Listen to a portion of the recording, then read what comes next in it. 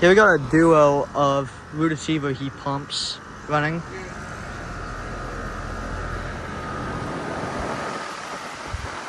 I got a video of these two units last year, a few times last year.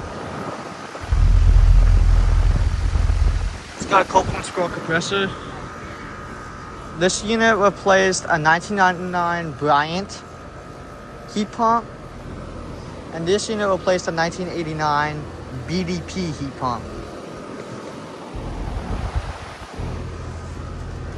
That is ice cold and sweaty. This unit is a 5-ton, manufactured in June of 2024. It's got a Protec fan motor, as well as this one. This one's got a little bit of a rattle to it. It's also got a Copeland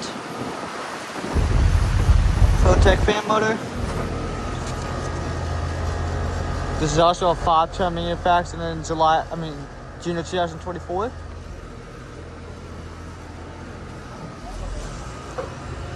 It's also really cold and sweaty. Yeah, a few American standards. This one I think has been running. That one has not been running. There are those 3 units. So, yeah. Just wanted to get a video of these 2 Ruud heat pumps running. So thank you all for watching, and I'll see you all in the next one.